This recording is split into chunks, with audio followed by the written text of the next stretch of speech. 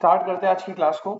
और बेटा last class में अगर आपको याद हो मैंने आपको फ्री कंसेंट वाला चैप्टर करवा दिया था, ठीक है। तो हमारा अभी फर्स्ट यूनिट चल रहा है Indian contract act.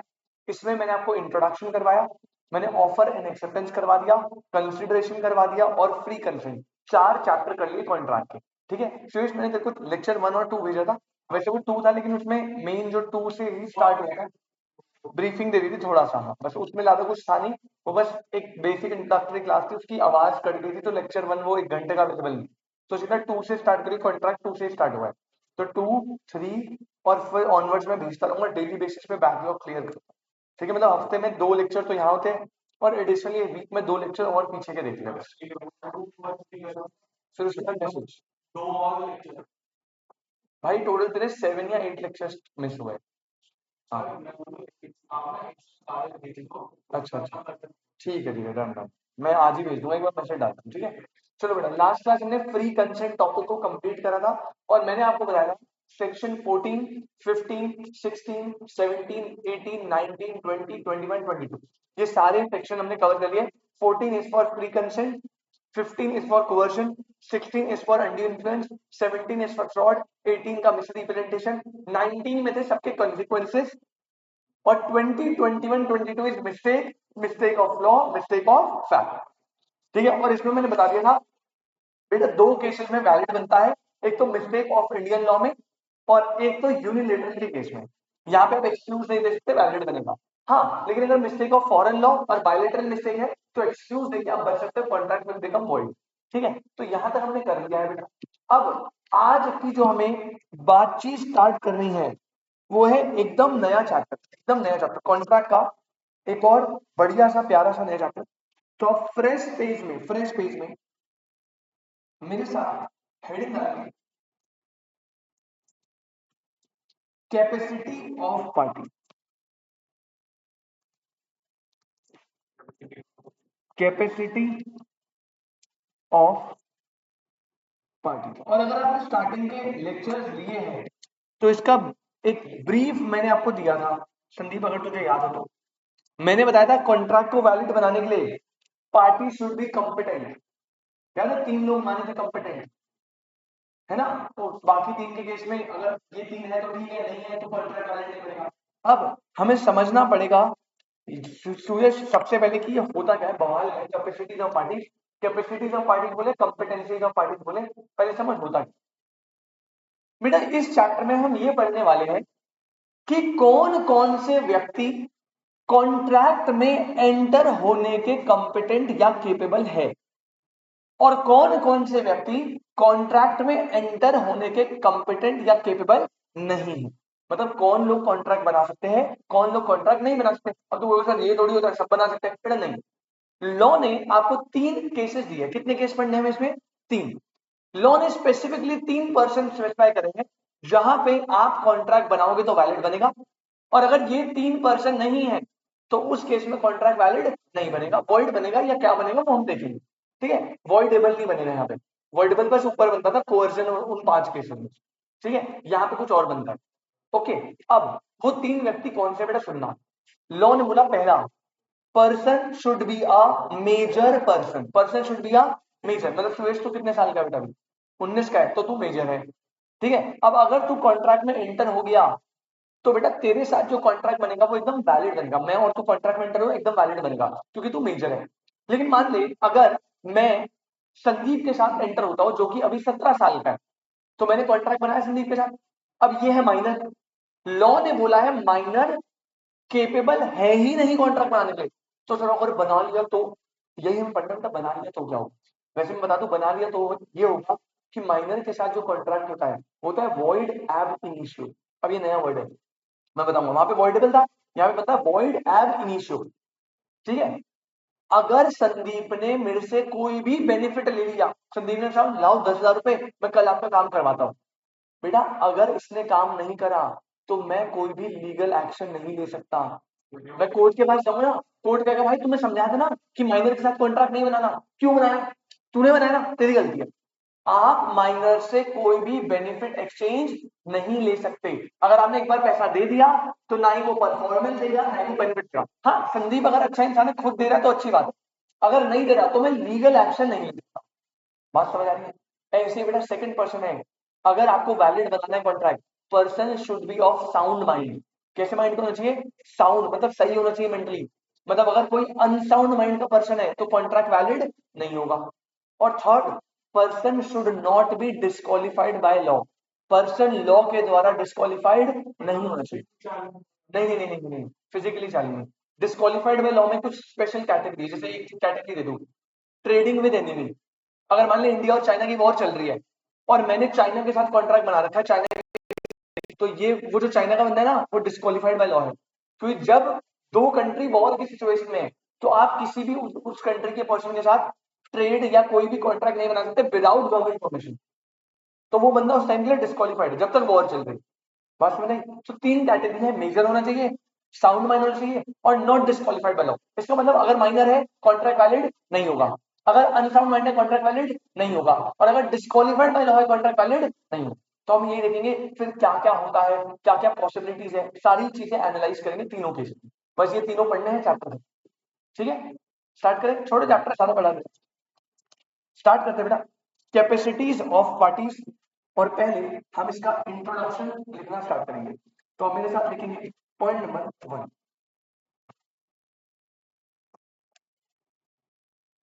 It refers to the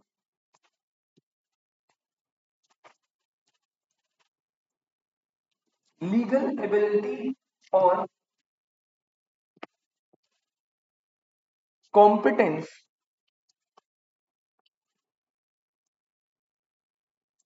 of the parties to enter into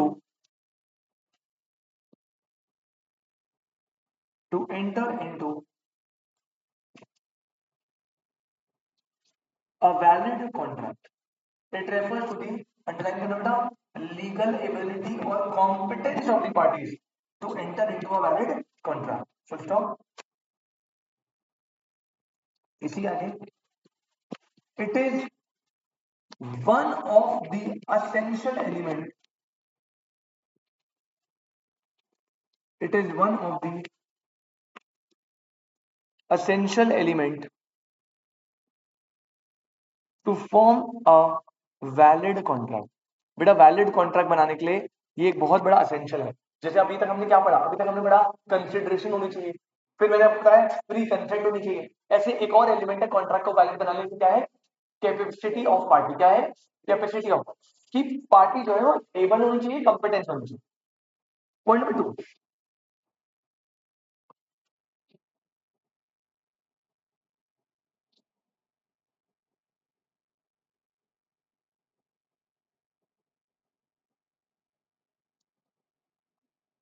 person which is competent for a valid contract. Person which is competent for a valid contract. तो बेटा law ने मैंने आपको बताया ना, स्पेसिफिकली बताया है कौन कौन कॉम्पिटेंट है। पहला, person should be a major person. Person should be a major person. Second, person should be of sound mind. बेटा पर्सन किस माइंड का होना चाहिए? Sound mind. और point number 3, person must not be disqualified by law, not be disqualified by law। तीन point underline करेंगे। So yes, पहला, person कैसा होना चाहिए बेटा? मेजर होना चाहिए, sound mind and not disqualified by law. Very good, तीन पॉइंट अंडरलाइन कर लेना। अब पूरे चैप्टर में हमें यही पढ़ना है कि भाई मेजर का सीन क्या है, माइनर के साथ कॉन्ट्रैक्ट बना लिया तो क्या होगा। सेकंड, साउंड माइंड कौन होता है, अनसाउंड माइंड के साथ कॉन्ट्रैक्ट बना लिया तो क्या होगा। डिस्क्वालिफाइड बाय लॉ कौन होते हैं, उनके साथ बना लिया तो क्या होगा। तीनों पढ़ने हैं चैप्टर। ठीक है, तो सबसे पहले स्टार्ट करें बेटा। सबसे पहले आप डालिए हेडिंग। सबसे पहला आता है पॉइंट नंबर 1। कौन सा पर्सन बोला था, तो लिखना पहला पॉइंट है the person should be a major person.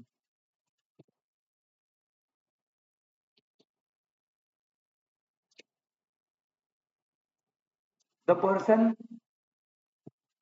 Should be a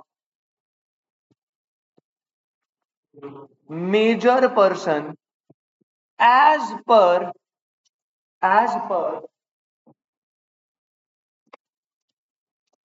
the Indian Majority Act 1875। पहला कंडीशन, पहला पर्सन जो लॉ ने कॉम्पिटेंट माना है, कह रहा पर्सन होना चाहिए major person as per Indian majority act. अब बेटा सुनो, मेजर कौन होता है ना, ये इंडिया में दो लॉ बताते हैं। कितने लॉ है इसके? दो। चॉइस एक है इंडियन मेजोरिटी एक्ट 1875, एक है गार्जियन एक्ट। एक मेजोरिटी एक्ट है, एक गार्जियन एक्ट है। हाँ गार्जियन गार्जियन गार्डियन गार्डियन जो भी, गार्डियन एक्ट है और एक मेजोरिटी एक्ट है। दो एक्ट है जो लॉ में बताते हैं कौन माइनर है कौन मेजर है। अब सर आप बोलोगे सर एक ही चीज का मेजर तो दो अलग अलग जगह पे लिखी है, समझना। मेजोरिटी एक्ट ने मेजर की एज दी है 18 ईयर्स। कितना ईयर्स? और ये उन बच्चों पे लगता है जिनके पेरेंट्स अभी जिंदा है। गार्डियन एक्ट उन बच्चों पे लगता है जिनके पेरेंट्स जिंदा नहीं है, जो अनाथ है, जिनके माँ बाप नहीं है। बेटा उनकी मेजोरिटी की एज 18 को ना मानते हुए हम मानते हैं 21 ईयर्स। क्या मानते हैं बेटा? 21। लेकिन आपको गार्डियन एक्ट में नहीं जाना, आपको मेजोरिटी, हमें क्योंकि लॉ में क्या बोला है, as per Indian majority act, और इसमें कौन सी एज दी है? 18 ईयर्स। तो हाँ वो वाला हमारी कॉन्सेप्ट ही नहीं है, वो तो मैंने पहले आपकी नॉलेज से बता दिया कि गार्डियन एक्ट लगता है उनके लिए जो अनाथ है, और उसमें मेजोरिटी की मेजर कौन मानते हैं? 19 साल का बंदा उसमें माइनर होता है, क्योंकि आपके माँ बाप नहीं है तो आपको होश संभालने में टाइम लगेगा, ऐसा मानते हैं। तो आपको 21 ईयर्स लगेंगे। लेकिन जिसके पेरेंट्स है वो तो बचपन से सिखाएंगे चीजें उसे, तो उसको 18 ईयर्स लगेंगे। तो हमें यहाँ पे कौन सी एज माननी है? 18 ईयर्स। ये मेजोरिटी एक्ट है। क्लियर है? तो लिखा person should be a major person as per Indian majority act 1875। अब इसमें इसमें लिखना बेटा, इसका एक्सप्लेनेशन लिखना। Point number, the person below the age of 18 years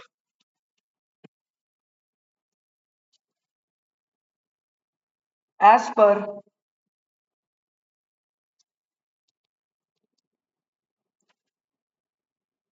Indian majority act 1875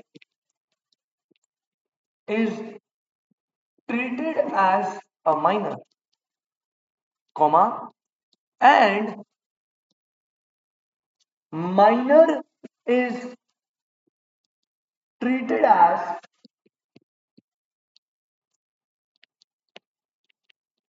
incompetent to enter into a contract.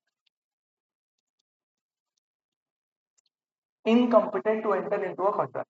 कोई भी व्यक्ति जो 18 साल से कम का है वो माइनर होगा, और माइनर को हमने क्या माना है? माइनर को हमने माना है incompetent to enter into a contract. लेकिन बेटा बात तो वही ना, अपने को क्वेश्चन में तो चल देगा कि नहीं नहीं भाई हम तो माइनर को एंटर करवाएंगे। तो अब हमें ये पढ़ना है कि अगर माइनर के साथ कॉन्ट्रैक्ट बन गया, वैसे तो मत बनाना, इनकम्पिटेंट है, कॉन्ट्रैक्ट वैलिड नहीं बनेगा, लेकिन अब मान लो बन गया तो फिर क्या करोगे? ठीक है, तो अब हमें यही डेप्थ में पढ़ना है। और बेटा पेपर में सबसे इंपॉर्टेंट माइनर वाला पॉइंट है, इसी में कंटेंट है। आज की पूरी क्लास हो सकता है अगली आज की क्लास माइनर पे ही जाएगी, और 1 घंटे में मैं स्टूडेंट और वो डिस्क्वालीफाइड दोनों करवा दूंगा। ठीक है, 1 घंटे में वो दोनों करवा दूंगा। ठीक है, चलो पहले इस पे ध्यान दो। अब यहाँ पे आप हेडिंग डालो। पहला पॉइंट समझ आ गया ना? अब माइनर पे ही चर्चा चल रही है पूरी, सेकंड नहीं आया अभी। इसके अंदर हेडिंग डालना बेटा, सेपरेट इंडिपेंडेंट हेडिंग, और हेडिंग है effects of agreement, effects of agreement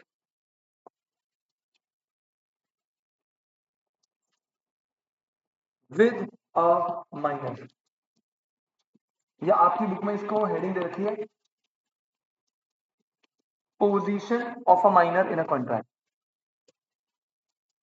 एक माइनर की क्या पोजीशन होती है कॉन्ट्रैक्ट। ठीक है भाई। बेटा पहली चीज जो आपको ना बिल्कुल दिमाग में बैठा लेनी है, सुयश पहली चीज जो तेरे को दिमाग में बिठानी है, माइनर के साथ कॉन्ट्रैक्ट कभी वैलिड नहीं होता। कॉन्ट्रैक्ट बनता है वॉइड एब इनिशियो, लैटिन वर्ड है एक, वॉइड एब इनिशियो। जैसे मैंने फ्री कंसेंट में वॉइडेबल दिया था ना, तो वॉइडेबल में फ्री कंसेंट में बनता है, माइनर के साथ बनता है वॉइड एब इनिशियो। अभी लिखवाऊंगा। वॉइड एब इनिशियो का मतलब होता है लैटिन में वॉइड एब इनिशियो, इनिशियो निकला इनिशियल से, इनिशियल मतलब ना स्टार्टिंग से, मतलब माइनर के साथ जिस दिन कॉन्ट्रैक्ट बनाया उस इनिशियल पॉइंट से ही वो क्या है, वॉइड। वॉइड एब इनिशियो, जिस डेट पे कॉन्ट्रैक्ट बनाया था तब से अभी तक वो वॉइड ही है। वो तो तुम अपने म्यूचुअल उस पर चल रहा है तो चल रहा है। और जैसे इसके साथ मैंने कॉन्ट्रैक्ट बनाया माइनर के साथ, अब मैंने इसे पढ़ा रहा हूँ, ये मेरे को फीस देगा, ये माइनर है अभी। लेकिन मान लीजिए बेटा ये मुझे फर्स्ट इंस्टॉलमेंट दिया, सेकंड दिया, थर्ड दिया, लास्ट इंस्टॉलमेंट में इन्हें मना करते सर मैं नहीं दे रहा पैसे नहीं। अब इस केस में आइडिया नहीं दे रहा है, सर मत दियो, कह रहे सर सही पढ़ा रहे हो, आपको बढ़िया चीज पढ़ा रहे हो। बेटा हमारे पास कोई लीगल राइट नहीं है आपके अगेंस्ट। बच गए।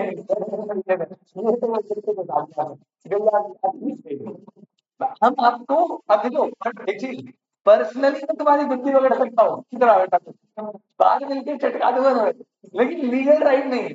मैं कोर्ट में केस नहीं कर सकता कि सर ये माइनर उससे पैसे दिलवाओ मैंने। कोर्ट कहेगा भाई वॉइड नहीं था भाई, माइनर के साथ कोई कॉन्ट्रैक्ट नहीं था, और तुम्हारे पेरेंट्स के साथ हुआ है हमारे कॉन्ट्रैक्ट, तो तुम्हारे साथ नहीं हुआ। बट चलो तो हम देखते हैं भाई इफेक्ट्स क्या क्या है, अब सारे सर्कमस्टांसेस बताऊंगा तुम्हें। और बेटा ये ना 4 नंबर का फेवरेट है केस स्टडी, इससे कभी डायरेक्ट क्वेश्चन नहीं आया आज तक, कभी डायरेक्ट नहीं आया, हमेशा केस। हाँ मतलब ऐसे देगा कि एक बंदा है सुयश, वो 19 ईयर्स का है, एक बंदा संदीप वो 17 ईयर्स का है, वो दोनों कॉन्ट्रैक्ट में एंटर हो गए, उस कॉन्ट्रैक्ट में ये परफॉर्मेंस थी और संदीप ने सुयश से 10,000 रुपए ले लिए एडवांस, और अब परफॉर्मेंस के टाइम पे वो मना कर रहा है कि मैं काम नहीं करूंगा, तो सुयश ने कोर्ट पे एक्शन लिया और बोला मुझे 10,000 दिलाओ। तो पहला क्या ये कॉन्ट्रैक्ट वैलिड है, क्या सुरेश अपने 10,000 रुपए रिकवर कर सकता है, क्या आपका आंसर सेम होता अगर संदीप एक मेजर होता। समझा, तो कॉन्ट्रैक्ट वैलिड नहीं है, कॉन्ट्रैक्ट का वॉइड है इनिशियल, तो बताएगा माइनर निकालना है। सेकंड, सुरेश के पास कोई भी लीगल एक्शन लेने का राइट नहीं है, वो 10,000 रुपए गए रिकवर नहीं होंगे। हाँ क्या मेरा आंसर अलग होता अगर संदीप मेजर होता, यस वैलिड होता और केस होके पैसे वापस मिल जाते, फिर नॉर्मल। हाँ तो इसमें ना केस स्टडी बनती है, टोटल 10-12 पॉइंट है इसमें, उसमें से एक लास्ट पॉइंट है नेसेसरी वाला, उससे सबसे ज्यादा बार मिलती है। अभी बताऊंगा क्या होता है, पहले तो लिखो भाई effects of agreement with a minor, point number 1। ठीक है, इंडिपेंडेंट पॉइंट से सारे अलग अलग केस बताऊंगा, इसके केस में माइनर के साथ क्या हुआ, इसके केस के साथ। पहले तो बेसिक पॉइंट है, देखो अ कॉन्ट्रैक्ट मेड विद और by a minor is void ab initio। बेटा अंडरलाइन कर लेना इसे, ये वर्ड याद रखना बिल्कुल, contract with minor is void ab initio, full stop. इसी में लिखो a minor is not competent, घुमा फिरा के की बात हो रहा है पहले में, minor is not competent to contract and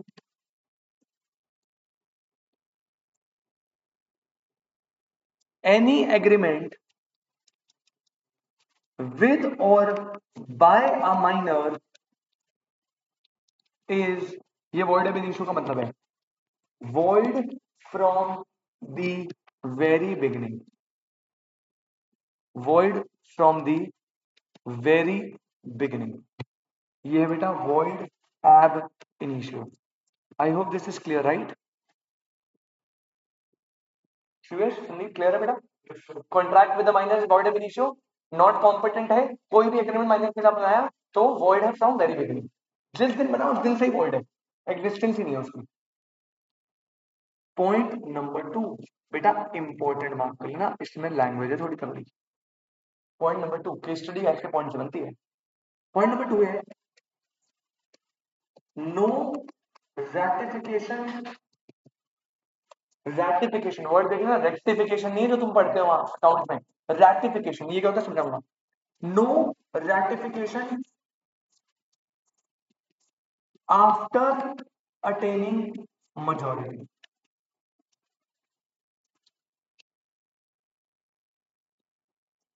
No ratification after attaining majority.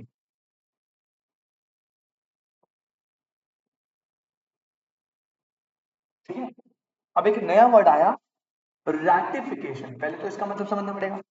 और पॉइंट तो तुम समझ गए, माइनर रैटिफिकेशन नहीं कर सकता, ये पॉइंट है, रैटिफिकेशन अलाउड नहीं है माइनर को। पर रैटिफिकेशन होता क्या है, अब मैं बताता हूं, सुनो क्या होता है, पहले एग्जांपल समझो। ये जो वर्ड है ना बेटा रैटिफिकेशन, मैं सब लिखवाऊंगा, टेंशन मत लेना, पहले सुनो। रैटिफिकेशन मतलब होता है कॉन्ट्रैक्ट को साइन करना from the back date. Sir क्या मतलब बेटा मान लीजिए यहां पे ये है हमारे सुयश भाई,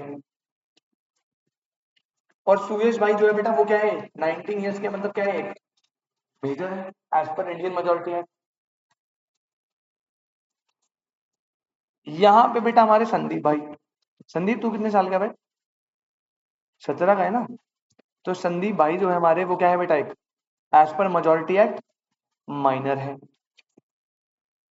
अब इन दोनों के बीच में, माइनर और मेजर के बीच में आज सुयश एक कॉन्ट्रैक्ट बनता है बेटा, ये तुम्हारे बीच में क्या बन गया है कॉन्ट्रैक्ट। और ये कॉन्ट्रैक्ट मान ले कुछ भी है, कुछ भी, तू इसे गुड सप्लाई करेगा, ये तुझे पेमेंट करेगा। बेटा कॉन्ट्रैक्ट विद माइनर नहीं बनाना चाहिए ना, वर्ड भी नहीं होता है, लेकिन भाई तुम दोनों को एक दूसरे पे भरोसा है, तुम्हें पता है कि भाई कोई दिक्कत नहीं होगी, ये मेरा दोस्त है बचपन का, ये बढ़िया से सामान मैं सप्लाई करूंगा, मुझे पैसे देगा, हमारे बीच में कोई टेंशन वाली बात नहीं है, ऑल गुड। अब सुनना ध्यान से, कॉन्ट्रैक्ट एकदम बढ़िया चल रहा है तुम्हारे भी आपस की म्यूचुअल अंडरस्टैंडिंग से, लेकिन कोई मुझे बताएगा इस कॉन्ट्रैक्ट का नेचर वैलिड होगा या वॉइड, वॉइड एब इनिशियो, इसका नेचर क्या है वॉइड एब। सर हमारा तो कॉन्ट्रैक्ट बहुत अच्छा चल रहा है, अबे भाई तुम्हारे म्यूचुअल अंडरस्टैंडिंग से चल रहा है तो ठीक है, पर एज पर लॉ ये जिस दिन बना था उस दिन से ये वॉइड है, इसकी लीगल एनफोर्सिबिलिटी नहीं है। हाँ अगर ट्रस्ट से तो बनाओ, अगर तक स्मूथली चल रहा है तब तक तो चलने दो, तुम्हें कोई ये नहीं है कि तूने कॉन्ट्रैक्ट में माइनर कर लिया चल जेल में चल, ऐसा कोई नहीं है। लेकिन अगर कल को कोई भसड़ हुई तो तू इस पे लीगल एक्शन नहीं ले सकता। अच्छा ये तेरे पे ले सकता है, हाँ अबे तू तो मेजर है, ये तेरे पे लीगल एक्शन लेगा, तू इस पे लीगल एक्शन लेगा। मतलब माइनर के साथ कॉन्ट्रैक्ट बनाने का डीमेरिट तब है जब भसड़ हो जाए, जब लड़ाई झगड़ा हो जाए तभी तो आप उस पर केस नहीं कर सकते, वो आप पे दबा के केस करेगा, पॉइंट ये है। लेकिन अगर म्यूचुअली चल रहा है तो चल रहा है। अब तुम दोनों भाई बचपन के दोस्त हो, एकदम ट्रस्ट एकदम हाई लेवल, तुम दोनों का कॉन्ट्रैक्ट बना हुआ है, कॉन्ट्रैक्ट एकदम मक्खन चल रहा है, टाइमली गुड्स जा रहे हैं, टाइमली पेमेंट आ रही है, लेकिन एज पर लॉ ये कॉन्ट्रैक्ट क्या है वॉइड है, तुम चला रहे हो चलने दो, कोई दिक्कत नहीं है, वॉइड है इनिशियो तो रहेगा, ठीक है। अब तुम्हें भी पता है कि यार तुम्हारी दोस्ती बहुत पक्की है, तुम्हें पता है कॉन्ट्रैक्ट में कोई प्रॉब्लम नहीं है, लेकिन हाँ लीगल इन्फोर्सिबिलिटी तो नहीं है क्योंकि वॉइड है इनिशियो है। तो 2 साल ही कॉन्ट्रैक्ट चला, अब 2 साल बाद आफ्टर 2 इयर्स बेटा संदीप 17 से कितने का हो गया 19 का, मतलब अब संदीप क्या बन गया मेजर बन गया, ठीक है। अब सुरेश ने कहा यार देख वैसे मुझे तेरी दोस्ती पे कोई डाउट नहीं, तू हमेशा पेमेंट टाइमली करता है, लेकिन यार ये जो कॉन्ट्रैक्ट हमने बनाया था ना जब तू 17 का था, तो ना ये इसकी लीगल इन्फोर्सिबिलिटी नहीं है, वर्ल्ड एव इशू है। ये कॉन्ट्रैक्ट बना मान ले 2020 में बना था, कॉन्ट्रैक्ट कब बना था 2000, और उस टाइम ये कॉन्ट्रैक्ट वर्ल्ड एव इशू था। अब 2 साल बाद क्या हो गया 2022। अब सूर्यश कह रहा है एक काम करते हैं ना मेरे भाई, मुझे तेरे पे कोई डाउट नहीं है, लेकिन बस फॉर सेफ्टी पर्पस, भाई पैसों में आ जाते कुछ भी गड़बड़ हो जाती, फॉर सेफ्टी पर्पस हम क्या करते हैं, हम इस कॉन्ट्रैक्ट को ना ऑल्टर कर देते हैं।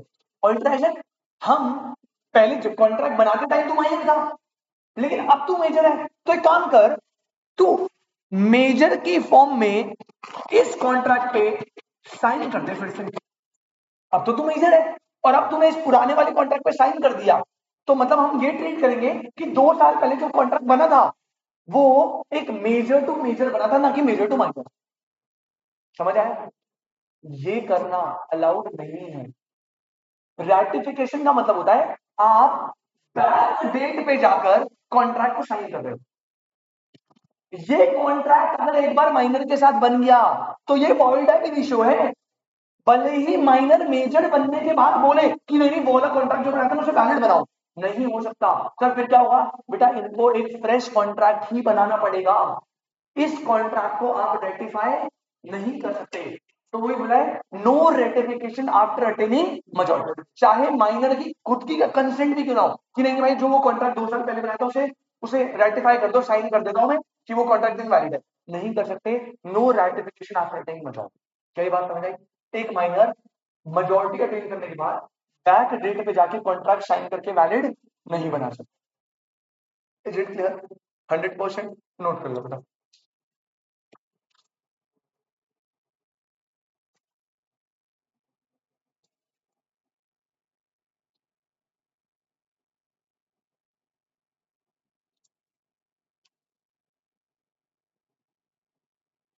मेजर बनने के बाद ये चाहता है कि ये बैक डेट पे जाके साइन करे एंड कॉन्ट्रैक्ट को क्या बना दे बेटा, वैलिड। इसे बोलते हैं रेटिफिकेशन। बट सुयश ये करना पॉसिबल नहीं है, नहीं कर सकते आप ये काम, ये साइन आप नहीं कर सकते। अगर आपको बनाना है तो भाई अब एक नया कॉन्ट्रैक्ट बना दो, मेजर टू मेजर, बात खत्म।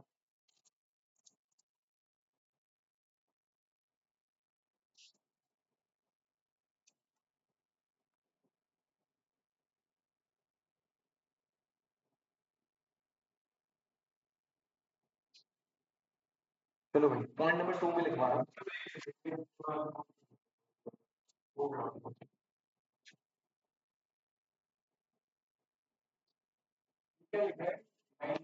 Back date sign and contract valid बनाना पड़ेगा, नहीं बनता। ठीक है, अब इसका एक्सप्लेनेशन लिखना है। पहला पॉइंट लिखो, ratification means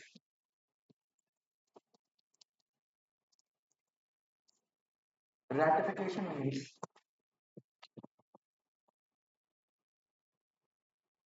signing a contract from the back date. Ratification means signing a contract from the back date and and with the old terms of the contract. Old terms of the contract.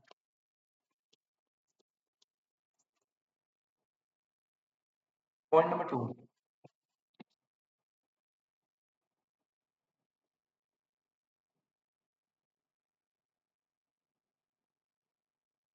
A minor cannot ratify the agreement. A minor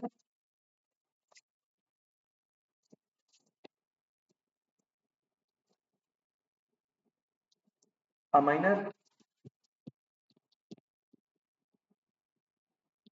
cannot ratify the agreement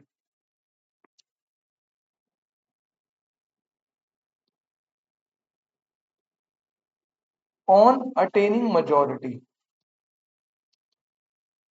Minor cannot ratify the agreement on attaining majority as the original contract is void ab initio, is void ab initio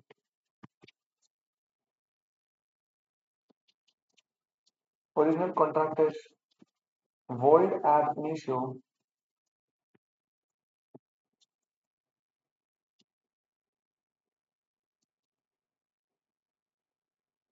and a void agreement cannot be ratified.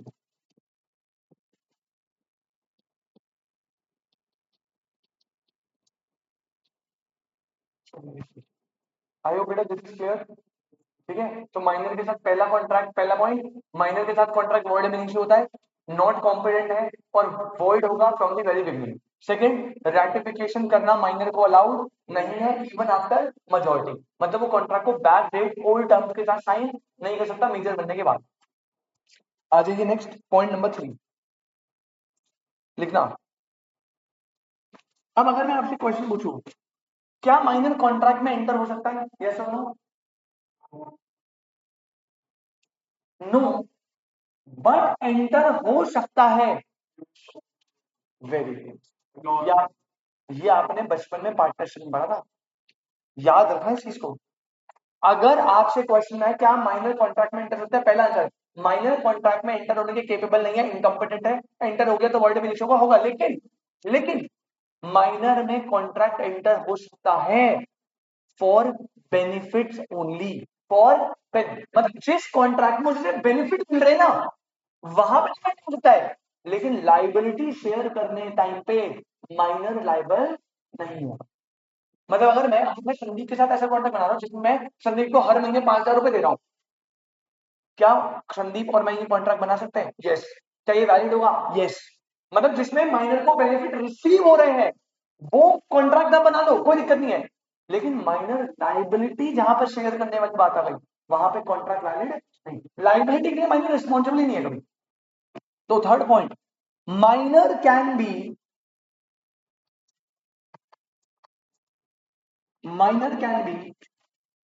A beneficiary और can take benefits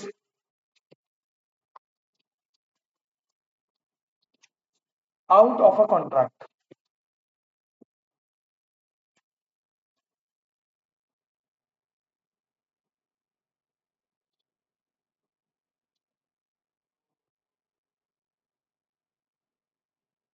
Minor can be a beneficiary or can take benefit out of a contract. इसमें लिखेंगे बेटा,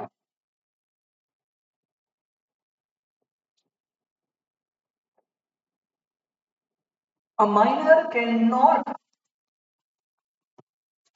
enter into a contract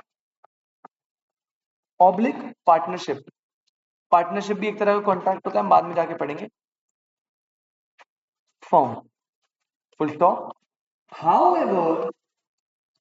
However, comma, he may with the consent of all the partners, comma, be admitted to the benefits of contract oblique partnership. तो बेटा याद रखना, minor contract में enter हो सकता है for benefits only, for benefits only. Liability का share minor पे नहीं आएगा, माइनर भाग जाएगा, कहेगा मैं नहीं दे रहा और कोई ले भी नहीं सकता उससे। सुरेश 3 पॉइंट क्लियर है बेटा। पहला, माइनर के साथ कॉन्ट्रैक्ट करेंगे तो क्या बनेगा? वॉइड एब initio very from the first beginning. Second, minor after attaining majority क्या रेटिफिकेशन कर सकता है? नहीं, रेटिफिकेशन नहीं कर सकता। थर्ड, क्या माइनर कॉन्ट्रैक्ट में एंटर हो सकता है? केवल बेनिफिशियरी के फॉर्म में, पार्टनरशिप में बेनिफिट यानी प्रॉफिट्स के लिए, no not for liability, not for losses. Next, case number 4, fourth point लिखो। A minor can always plead minority.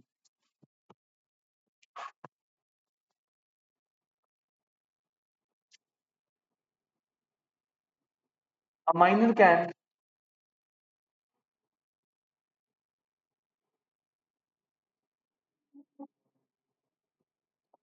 always plead minority, मतलब बेटा माइनर के पास ना उसकी जो माइनॉरिटी है वो एक ढाल है, मतलब वो कुछ भी करे, कुछ भी, और वो बस क्या बोलेगा कि मैं तो माइनर हूं। पता है कैसे? जैसे संदीप अगर मेरे साथ कॉन्ट्रैक्ट बनाने आया झूठी एज बता के, संदीप को पता था कि सर को तो नॉलेज है माइनर के साथ कॉन्ट्रैक्ट नहीं बनाते, और संदीप को बताया अगर मैं 17 बोलूंगा तो सर कॉन्ट्रैक्ट नहीं बनाएंगे। संदीप ने बोला मैं 19 साल का, मुझे लगा 19 साल का है, मैंने इस पे बिलीव करा, इसको मैंने देखा डॉक्यूमेंट दिखा, इसने झूठा आधार पैन सब दिखा दिया, डेट फोर्ज करके, और इसने मुझे दिखा दिया सर ये रोड, मैंने देखा भाई डेट वेट भी सही है, मैंने कॉन्ट्रैक्ट में एंटर कर लिया, इसको लोन दे दिया 5 करोड़ का। बाद में पता चलता है सारे डॉक्यूमेंट झूठे, ये बंदा मेजर नहीं माइनर है। और अब जब मैंने इसमें कोर्ट में केस फाइल करा, अब आइडियली मैं क्या बोलूंगा, मैंने कहा भाई देखो इसने तो मुझे मेजर बताया था ना, मैं तो माइनर था ही नहीं है, देखो डॉक्यूमेंट्स पड़े मेरे पास, सब कुछ एग्रीमेंट में सारी जगह मेजर साइन करा इसने। कोर्ट करेगा कोई फर्क नहीं पड़ता, माइनर है, बच्चा है, गलती हो गई बेचारे, 5 करोड़ रुपए लाइबल नहीं है। अब तुम्हें आइडिया नहीं दे रहा मैं, संदीप कहीं तो बदले वाले भैया से पैसे उधार ले रहा है, फिर कह रहा माइनर है, मत करिए, मार भी पड़ती है बेटा ऐसे, ठीक है ना। बट माइनर कोई भी गलत, मतलब अगर माइनर झूठी एज भी बताएगा ना, फिर भी कॉन्ट्रैक्ट में एंटर हो गया, तब भी वो लाइबल नहीं है, वो उसके पास एक सील्ड ऑफ माइनॉरिटी जो हर जगह यूज करता है एक्सेप्ट वन प्लेस, वो वन प्लेस आगे आएगी, बट यहाँ हर जगह कर सकते, तो लिखो इसमें। अब माइनर क्या है?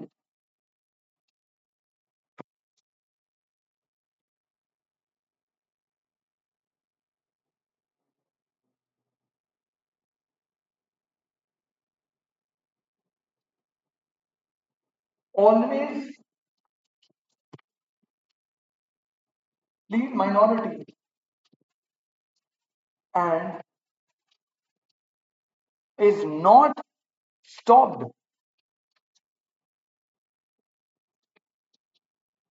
to do so ever where he has taken any loan or entered into a contract, entered into any contract by falsely representing that he was major। समझे क्या? चाहे वो फॉल्स रिप्रेजेंटेशन भी दे रहा हो, फिर भी लॉ उसे कुछ नहीं बोलेगा, याद रखिएगा।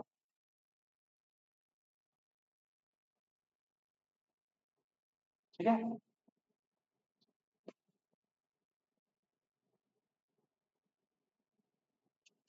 मैंने देना था, क्या मैंने तुम्हें कंसिडरेशन में फीस बताई थी, वो को याद नहीं है। ठीक है। अब ये ना तेरे लिए तो सुयश थोड़ा होगा कुछ, देखो मैं समझा दूंगा कोई नहीं, लेकिन मैं संदीप को अच्छे से समझा देगा।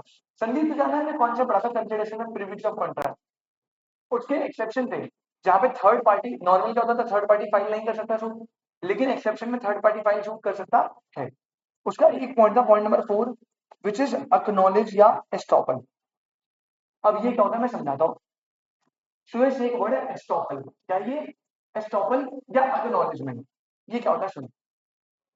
अक्नॉलेज करना, ये पता क्या बोलता है, ये कहता है अगर आपने एक बार किसी थर्ड पार्टी के सामने कुछ एक्नॉलेज या एस्टॉपल या प्रॉमिस कर दिया, तो थर्ड पार्टी के लिए आप वो पर्सन हो और आपको वो करना पड़ेगा। सर मतलब समझिए, ये ना ये तेरे से पैसे लेने आया, कह रहा सुरेश भाई 500 रुपए दे दे, तो तूने कहा भाई मैं यार तेरे को जानता नहीं, कैसे दे दूं, तो उसने कहा अरे मेरे को ना रोहित सर ने भेजा है, रोहित सर को चाहिए, ठीक है, इसलिए ऐसा तेरे को बोला, मैं यहाँ पे खड़ा हूँ सामने, चलो अरे रोहित सर को चाहिए थे, तो रोहित सर ने ही बोला था कि सूरज से ले ले और वो देख लेंगे, ऐसा इसने तेरे को बोला मेरे सामने, मैंने इसे पैसे के लिए नहीं बोला था, मैं चुपचाप खड़ा हूँ, ना मैंने हाँ बोला ना मैंने ना बोला, ठीक है।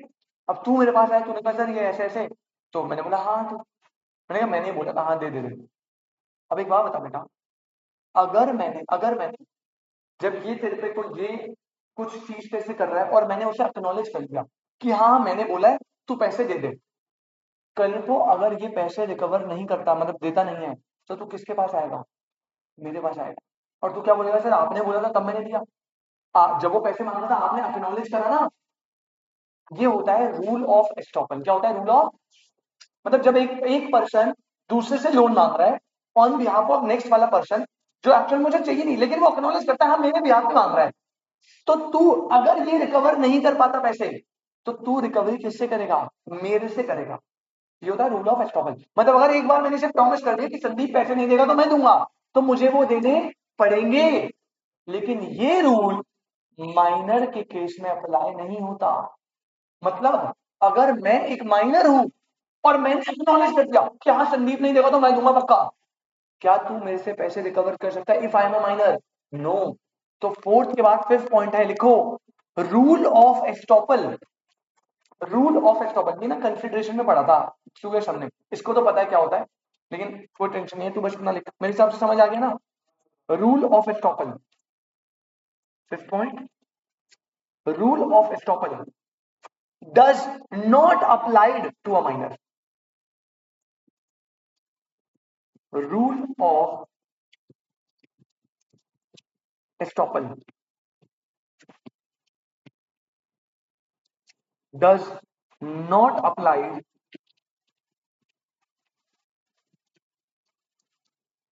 to a minor. Rule of estoppel मतलब अगर आपने किसी पर्सन के बिहाफ पे एक बार एक्नॉलेज कर दिया तो आप उस पर्सन के लिए रिस्पॉन्सिबल होंगे। ये रूल ऑफ एस्टॉपल होता है। लेकिन ये रूल माइनर के केस में अप्लाई नहीं होता। मतलब अगर एक माइनर किसी और के बिहाफ पे एक्नॉलेजमेंट दे दे तो बाद में वो रिस्पॉन्सिबल नहीं है, वो मुकर जाएगा नहीं, वैसे नहीं मैंने नहीं बोला था। तो यहाँ पे रूल ऑफ एस्टॉपल अप्लाई नहीं होता, डज नॉट अप्लाई माइनर के केस में। तो बेटा इसमें लिखो दो लाइनें बस। It means a person can not deny. Rule of estoppel मतलब क्या होता है? It means a person can not deny once promised but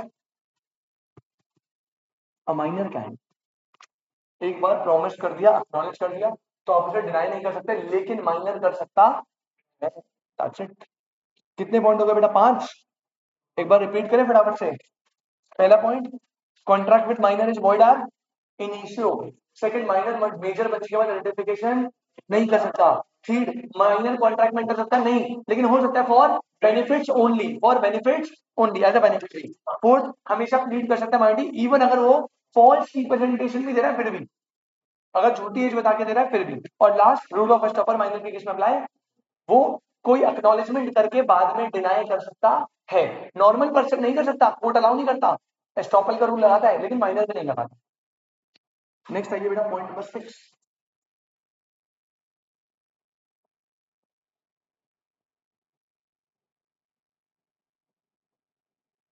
next point number 6, देखो बेटा, हेडिंग है कॉन्ट्रैक्ट ऑफ गार्जियन।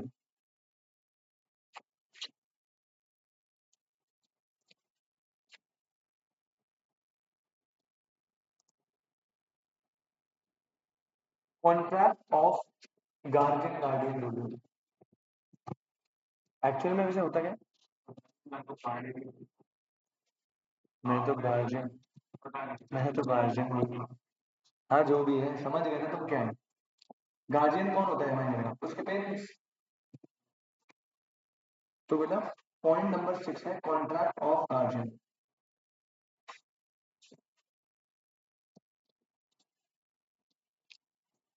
बहुत ध्यान से देखना बेटा, बहुत ध्यान से। क्या बोल रहा है? इसमें लिखो पॉइंट नंबर 1, पहले लिख लो पहले आराम से, फिर मैं समझाऊंगा।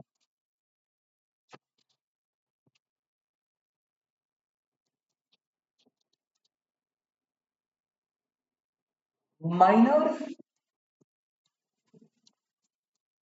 Can not enter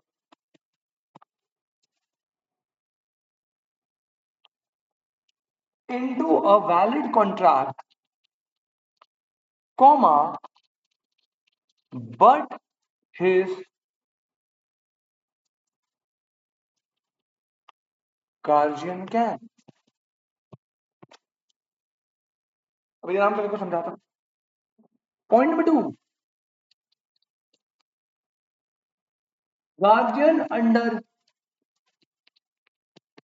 certain circumstances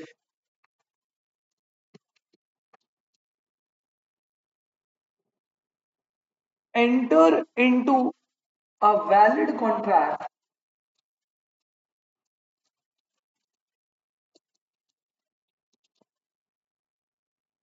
on minor's behalf. एक एग्जांपल बेटा आपको सब समझ आ जाएगा. पॉइंट नंबर 3, इसको स्टार बना लेना, ये इंपॉर्टेंट है. Conclusion. Minor can never be liable towards the guardian, comma, because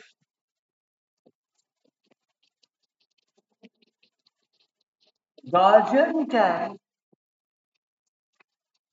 only make the contracts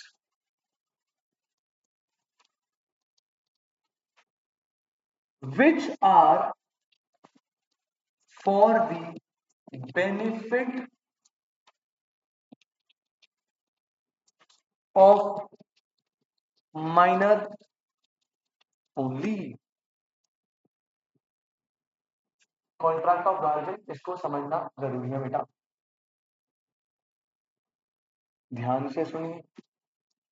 क्या आपने कुछ बच्चे देखे हैं जो बहुत छोटे छोटे होते हैं और वो मूवीज या टीवी सीरियल या किसी शो में आ रहे हैं, है ना?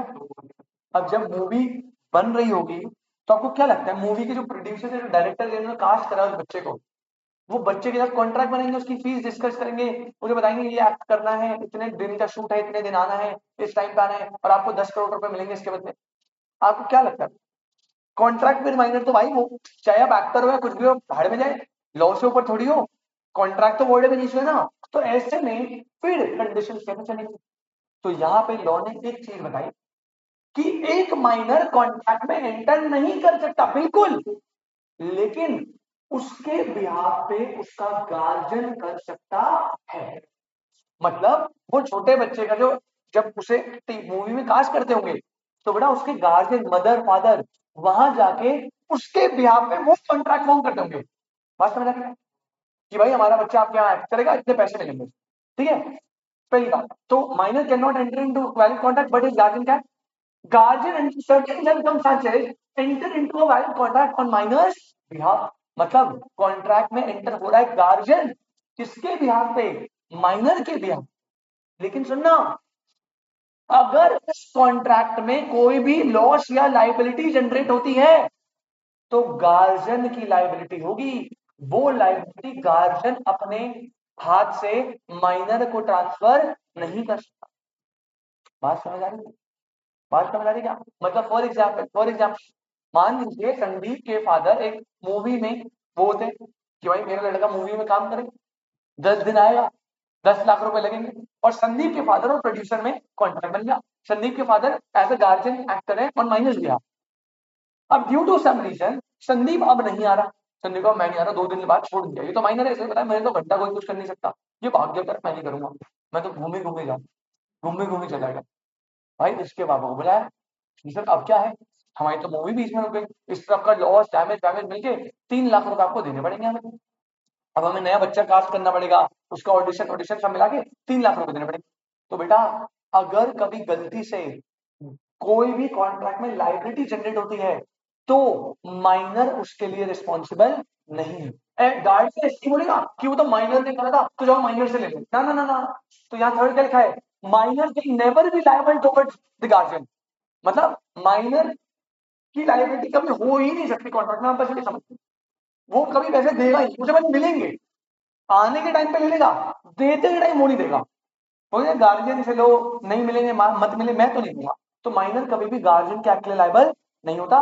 क्यों नहीं होता? क्योंकि गार्जियन से वही कॉन्ट्रैक्ट करेगा जो माइनर के बेनिफिट के. तो लायबिलिटी जनरेट होने का सवाल ही नहीं होता. और हो भी ये तो गार्जियन की लायबिलिटी, माइनर की लायबिलिटी नहीं. माइनर कहेगा तुम मुझसे देखो भाई, मैं तो नहीं दूंगा. सुरेश क्लियर है बेटा? दूसरा मतलब पॉइंट नंबर 7 बस खत्म हो गया. कितने पॉइंट बचे हैं? तो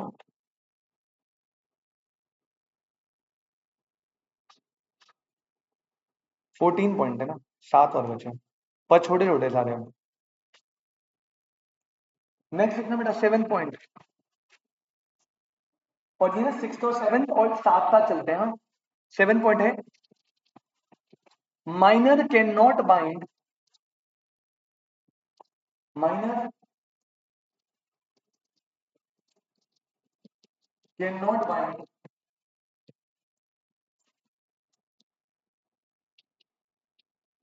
पेरेंट और गार्जियन। बेटा ये भी समझ लो, बहुत इंपॉर्टेंट चीज बता रहा हूँ आपको, 6 7 दोनों चीजें, तो साथ में भी कंक्लूजन दे दूंगा, पहले इंडिविजुअली समझ लो।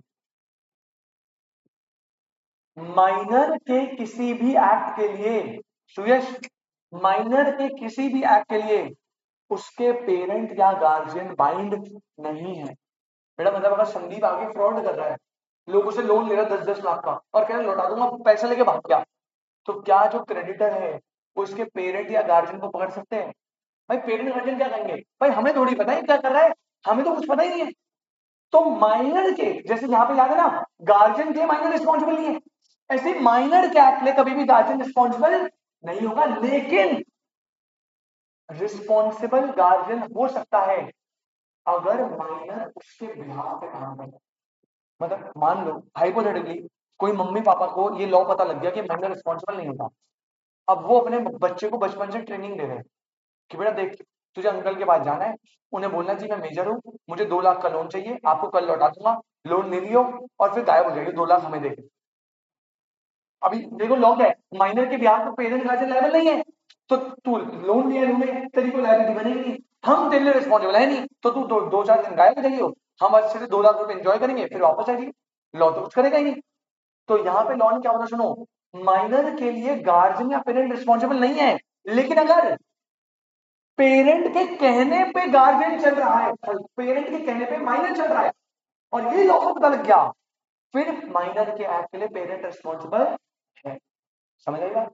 तो नॉर्मल केस में गार्जियन क्या के लिए माइनर रिस्पॉन्सिबल नहीं है, माइनर क्या के लिए गार्जियन रिस्पॉन्सिबल नहीं है, लेकिन गार्जियन रिस्पॉन्सिबल होगा if minor is working as an agent, minor is working as an agent, agent of किसका, पेरेंट्स, अपने एजेंट की तरह काम करवा रहे हो उससे कि तू ऐसे कर ऐसे कर सिखा के कर रहे हो, तो भाई तुम लायबल हो, फिर माइनर को तो हम पकड़ ही नहीं सकते, खैर वो तो अलग ही चीज है। चलो तो ये वाला पॉइंट भी लिख लेते बेटा, लिखेंगे अ minor is not capable,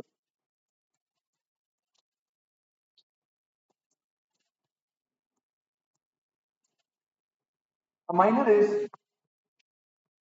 not capable of binding his parent or guardian. A minor is not capable of binding his parent or guardian. Full stop. The parents will be held liable only when the child is acting, when the child is acting as an agent for parents, as an agent for parents. ये बात समझ आती है? तो conclusion ये है बेटा, guardian के एक्ट के लिए माइनर रिस्पॉन्सिबल नहीं है, जिसने बोला माइनर के एक्ट के लिए गार्जियन रिस्पॉन्सिबल नहीं है, लेकिन अगर माइनर एक्ट कर रहा है एजेंट फॉर पेरेंट्स तो फिर पेरेंट्स लायबल होंगे। नेक्स्ट पॉइंट नंबर 8, हेडिंग करो जल्दी जल्दी, छोटे छोटे पॉइंट फटाफट। पॉइंट नंबर 8 लिखो बेटा,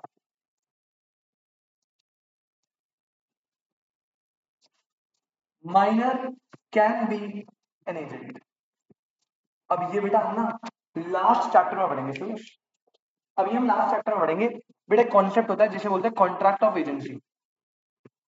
तूने तो सुना होगा बेटा, यार एजेंसी के लिए कंसिडरेशन रिक्वायर्ड नहीं होती है ना, no consideration required to create an agency, no consideration no contract explain में पढ़ा था। तो ये एक ना कॉन्ट्रैक्ट होता है जिसका नाम होता है कॉन्ट्रैक्ट ऑफ एजेंसी, ठीक है, ये तेरे सिलेबस का पार्ट है, और ये कॉन्ट्रैक्ट का लास्ट चैप्टर स्पेशल कॉन्ट्रैक्ट करके, कॉन्ट्रैक्ट ऑफ एजेंसी जब बुक में देखेगा तो इसमें ना हम ये देखेंगे कि एक कॉन्ट्रैक्ट ऑफ एजेंसी होता है वो कैसे बनता है, क्या बनता है, कैसे नहीं बनता सब। तो उसमें याद रखियो कॉन्ट्रैक्ट ऑफ एजेंसी में दो पार्टी होते हैं, एक होता है प्रिंसिपल, एक होता है एजेंट। और एजेंट काम करता है on the behalf of principal, ठीक है। जैसे फॉर एग्जांपल मैं मान ली डीलर हूं, अब मैं गुड्स बनाता हूं और मुझे उसे पूरे इंडिया में, पूरे वर्ल्ड में बेचना है, लेकिन मेरे लिए ये पॉसिबल नहीं है कि मैं पूरे वर्ल्ड में, पूरे इंडिया में डिस्ट्रीब्यूट करूं। तो मैंने क्या करा, एज अ प्रिंसिपल मैंने बहुत सारे एजेंट बना दिए। ये मेरा दिल्ली का एजेंट है, तू मेरा मुंबई का एजेंट है। अब मैं तुझे गुड्स सप्लाई करता हूं और तू मेरे बिहाफ पे उन गुड्स को क्या करता है आगे सेल। बाकी रेवेन्यू तो मुझे देता है, अपना कमीशन चार्ज करता। अबे मुझे भी बताया, सारा पैसा बेचा, सारा पैसा मुझे दे दिया और आपने बोला सर पूरा पर उसका 20% कमीशन था वो मैं लेता हूँ। ये डिसाइडेड होता है सब, ठीक है। तो यहाँ पे सीन क्या है समझ, इसे बोलते हैं कॉन्ट्रैक्ट ऑफ एजेंसी। जब एक आपने कॉन्ट्रैक्ट बनाया जिसमें एक प्रिंसिपल है, एक एजेंट है, एजेंट प्रिंसिपल के ब्याज पे काम करता है और उसे आगे सारा रेवेन्यू दे रहा है, अपनी कमीशन लेता है। तू कमीशन ले या ना ले उससे फर्क नहीं पड़ता। समझ आई बात। अब इसमें रूल क्या होता है, बेटा तूने अपनी पावर के अंदर कोई भी काम करा, उसमें कुछ भी टंटा हुआ, कुछ भी पंगा हुआ, तो तेरे लिए कौन रिस्पॉन्सिबल है, मैं। तू, तेरा काम था गुड्स को बेचना, अब मान लो तू गुड्स को गया बेचने और वहां पे तुझे पुलिस ने पकड़ लिया, तो सारी रिस्पॉन्सिबिलिटी क्या है, मेरी रिस्पॉन्सिबिलिटी। लेकिन कंडीशन ये होती है कि तुझे पावर में काम कर। ऐसे नहीं मैंने तुझे काम दिया था काम ए करने के लिए, तू कुछ और काम करके आ रहा है, वो नहीं करना। अगर तू अपने पावर के अंदर कोई भी काम करता है तो एजेंट के एक्ट लिए कौन रिस्पॉन्सिबल होता है, प्रिंसिपल। समझ आई बात, कॉन्ट्रैक्ट ऑफ एजेंसी होता है। अब ना इसमें याद रखना ना कि माइनर जो है ना वो कॉन्ट्रैक्ट में एंटर नहीं हो सकता, हमने ये पढ़ा था ना। लेकिन कॉन्ट्रैक्ट ऑफ एजेंसी में माइनर एजेंट बन सकता है। फिर से रिपीट कर रहा हूं, प्रिंसिपल नहीं बन सकता माइनर कभी। माइनर कभी भी प्रिंसिपल, क्योंकि प्रिंसिपल तो वो बंदा है ना जिसकी एग्जैक्टली लास्ट में लाइबिलिटी बनेगी। अब जैसे तूने कोई भी कांड करा, कौन रिस्पॉन्सिबल है, मैं, क्योंकि प्रिंसिपल मैं हूं। तो याद रखना माइनर एजेंट बन सकता है लेकिन माइनर प्रिंसिपल नहीं बन सकता। क्योंकि अगर मैं मान ले मैं माइनर हूं, तूने कुछ भी कांड करा, वो मेरे पास है, मेरी रिस्पॉन्सिबिलिटी हो पाएगी, मैं कहूंगा मैं तो माइनर है। तो लॉ ने बोला देखो भाई, कॉन्ट्रैक्ट ऑफ एजेंसी में दो लोग होता है, प्रिंसिपल एजेंट, और एजेंट के काम के लिए कौन रिस्पॉन्सिबल होता है, प्रिंसिपल। तो जो एजेंट है ना उसको आप माइनर बना सकते हो, लेकिन माइनर को कभी प्रिंसिपल नहीं बना सकते। ये बात समझ आई, क्योंकि फिर रिस्पॉन्सिबिलिटी कौन लेगा काम की। हाँ ये है कि माइनर को आपने एजेंट बनाया, अब देखो भाई ये भरोसे वाला काम है, और संदीप मुझे पता है माइनर है, मैं संदीप को तेरे पे भरोसा करके एजेंट बता रहा हूँ। अब अगर संदीप तूने कोई भी कांड करा तो रिस्पॉन्सिबिलिटी किसकी, तुझे कोई नहीं पकड़ सकता, मेरे को पकड़ेंगे। पर विद इन पावर होना चाहिए। ऐसे नहीं मैंने तुझे बोला था गुड्स सेल करने को, ये गुड्स के साथ गांजा बेच रहा है, अब ये थोड़ी बोला था मैंने करने को, इसके लिए मैं रिस्पॉन्सिबल नहीं हूँ। मेरी नॉलेज में होते हुए जो पावर के अंदर तू काम करेगा उसके लिए मैं सारा रिस्पॉन्सिबिलिटी ले। क्लियर है बेटा। अब लिखते हैं इसे, इसमें लिखेंगे a minor can a minor can act as an agent, comma, but he will not be liable। अरे ये तो अपने को पता है ना, माइनर तो लायबल ही नहीं होगा, माइनर के लिए कौन लायबल होगा, प्रिंसिपल लायबल होगा। he will not be liable to his principal for his acts। बेटा प्रिंसिपल ऐसे नहीं बोलेगा तूने मेरा 10 लाख का खर्चा करवा दिया तो लाख तू तेरे से रिकवर करूंगा, ना ना ना। अब ये सारा लॉस किसको बियर करना पड़ेगा, प्रिंसिपल खुद बियर करियो। तूने माइनर को एजेंट बनाया, क्यों मना करा था ना, बना सकते हो लेकिन प्रेफरेबली मत बनाना। अगर बना दिया ना तो माइनर की कोई लाइबिलिटी नहीं है, समझे सुरेश। तो आइडियली लॉ आपको माइनर को एजेंट बनाने की परमिशन तो दे रहा है, लेकिन क्या माइनर को एजेंट बनाना फेवरेबल है अनफेवरेबल, आपके अनफेवरेबल है। अगर उसने कोई भी गड़बड़ करी तो माइनर अपने प्रिंसिपल के लिए लायबल नहीं है। ऑल्सो माइनर जो एजेंट है वो लायबल होता है अगर उसने कोई गलती करी है, लेकिन यहाँ पे माइनर नहीं, माइनर कहेगा मेरा कोई लेना नहीं। A minor cannot can act as an agent, but he will not be liable to his principal for his acts. Point number two, minor can draw, comma, deliver and endorse negotiable instruments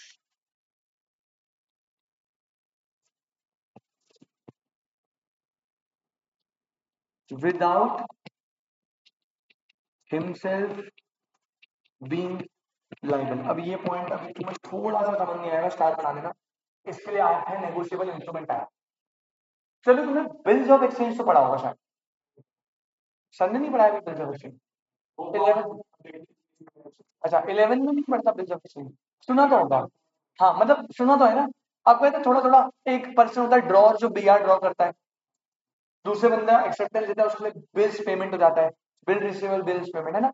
तो बेटा ये वही कह रहा है कि ना minor जो है ना, वो कोई भी negotiable instrument like bill of exchange वो ड्रॉ कर सकता है, डिलीवर कर सकता है, एंडोर्स कर सकता है बिना उसकी लायबिलिटी के। ठीक है, तो ये पॉइंट आपको नेगोशिएबल इंस्ट्रूमेंट में समझ आ जाएगा। बट अभी क्या है, बस इतना पहला वाला पॉइंट याद रखना। एक बार मैं रिपीट कर रहा हूँ, जल्दी से सुनो। पॉइंट नंबर 1, पॉइंट नंबर 1, अगर आपको कॉन्ट्रैक्ट को वैलिड बनाना है तो person should be a major person. 18 से कम का हुआ तो वो माइनर है, और माइनर को क्या माना है, इनकम्पिटेंट। अब इफेक्ट्स क्या होंगे, पहला कॉन्ट्रैक्ट क्या बनेगा, वॉइड एब initio, contract with minor is void एब इनिशियो। मेजॉरिटी के बाद कोई भी रेटिफिकेशन अलाउड नहीं है, मतलब आप कॉन्ट्रैक्ट को ओल्ड टर्म से बैक डेट पे साइन नहीं कर सकते। नेक्स्ट पॉइंट नंबर 3, क्या माइनर कॉन्ट्रैक्ट में एंटर सकता है, नहीं, लेकिन हो सकता है for benefit only, for benefit only. उसके बाद क्या माइनर प्लीड कर सकता है माइनॉरिटी, यस, चाहे वो फॉल्स रिप्रेजेंटेशन भी दे रहा है वो कर सकता है। पॉइंट नंबर 5, क्या रूल ऑफ एस्टॉपल माइनर के केस में अप्लाई होता है, नहीं, रूल ऑफ एस्टॉपल माइनर के केस में apply. Sir rule of estoppel क्या होता है, रूल ऑफ एस्टॉपल था एक बार अगर आपने एक्नॉलेज कर दिया फिर आप अपनी बात से डिनाई नहीं कर सकते, बट माइनर कर सकता है। Point number 6, contract of guardian, क्या माइनर कॉन्ट्रैक्ट में डायरेक्टली एंटर हो सकता है, नहीं, लेकिन इनडायरेक्टली हो सकता है by the help of his guardian. Minor अगर कॉन्ट्रैक्ट में एंटर होगा गार्जियन क्यों इनडायरेक्ट वे में, तो इसमें याद रखना माइनर अपने गार्जियन के लिए लायबल नहीं है, माइनर गार्जियन के लिए लायबल नहीं है। नेक्स्ट, गार्जियन माइनर के लिए लायबल नहीं, तो माइनर क्या है, गार्जियन लायबल नहीं होता। लेकिन बेटा प्लीज इसे अंडरलाइन कर लो अभी के अभी, दिस इज इंपॉर्टेंट। वैसे तो minor is not capable of binding his parents, but parents will be held liable only अगर child is acting as an agent for the parent। अगर आप एज ए एजेंट वर्क करवा रहे हो तो उस केस में बेटा फिर वो एप्लीकेबल होगा। Is it clear? नेक्स्ट, क्या माइनर एजेंट बन सकता है, आंसर इज यस, बन सकता है, बन तो जाएगा। Minor can act as an agent, लेकिन टू हिज प्रॉब्लम क्या है, he will not be liable to his principal for his action. अगर उसने कोई भी भसड़ कर दी तो प्रिंसिपल उसको कुछ नहीं बोल सकता भाई। ये point is super duper important. क्या इतना समझ आता है बेटा आपको? यहां तक कोई दिक्कत परेशानी का ना? बहुत बढ़िया। हाँ जी, हाँ हाँ हाँ, माइनर को नहीं बेटा, उसमें ना, अब देख अगला पॉइंट वो याद है, इलीगल में भी ना वैरायटी होती है, इलीगल में भी वैरायटी होती है। एक वैरायटी होती है टोर्ट्स, अभी अगला पॉइंट वही आने वाला था, 9 टोर्ट्स ही आने वाला था। टोर्ट्स के केस में लाइबल होता है, टोर्ट्स क्या होता है मैं बताऊं। लेकिन अगर माइनर इलीगल एक्टिविटीज भी कर रहा है तो तुम्हें यार पता है इंडिया में माइनर कितने माइनर होते हैं, रेप वेप कर देते हैं। रेप केस में अभी जैसे वो बहुत एक फेमस था, नहीं पोर्श वाला नहीं, पोर्श वाला भी था। अब देखो वो सीधा एक्सीडेंटल केस था, रिकॉर्डिंग है, सब कुछ है, एवरीथिंग इज देयर, बट कुछ हो नहीं सकता, क्यों, माइनर। तो माइनर को ना बहुत सिक्योर रखा हुआ है गवर्नमेंट ने, मतलब लॉ ऐसा मानता है कि उसे ना मैनिपुलेट करना बड़ा आसान है, तो उसकी खुद की इंटेंशन नहीं थी करने की, मैनिपुलेट होके कर दिया उसने। समझ में पॉइंट आप, ये चीज है। कितना समझ आया आपको, क्लियर है, पक्का? चलो एक काम करेगा, 10 मिनट का ब्रेक ले, फिर थोड़ी क्लास आज लंबी करे, मतलब अभी 2:40 हो रहे, 3:30 तक खींच लेंगे, 10 मिनट का ब्रेक लेंगे, ठीक है? चलो 10 मिनट का ब्रेक लेते हैं, फिर हम इसे 1 घंटा मतलब 40-50 मिनट और खींचते हैं। यहां तक हमने तो देख लिया कि सर माइनर के एक्ट के लिए गार्जियन रिस्पॉन्सिबल नहीं है, गार्जियन के एक्ट के लिए माइनर रिस्पॉन्सिबल नहीं है। लेकिन हाँ, माइनर के एक्ट के लिए गार्जियन रिस्पॉन्सिबल हो जाता है अगर वो माइनर का एजेंट, अगर गार्जियन ने माइनर को अपना एजेंट बनाया, वो उसके कहने पे चल रहा है, तो फिर गार्जियन रिस्पॉन्सिबल है। लास्ट, माइनर जो है वो एजेंट बन सकता है लेकिन फेवरेबल नहीं माना जाता।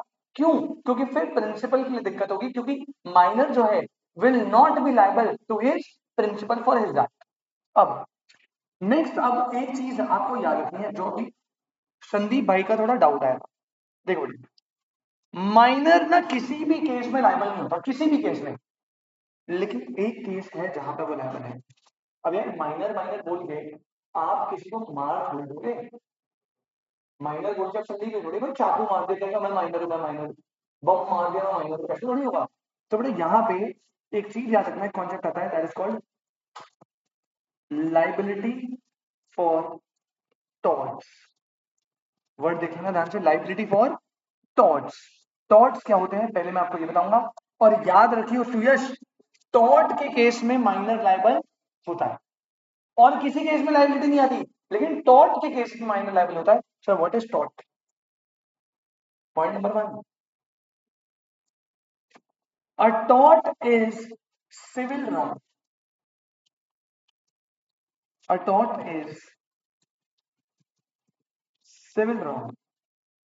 stop. Torts means harmful action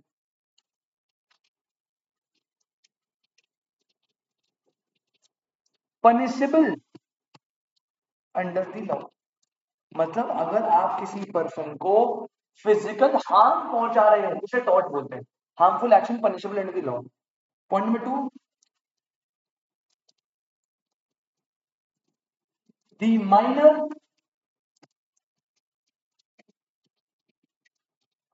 can be held liable for the negligence, comma,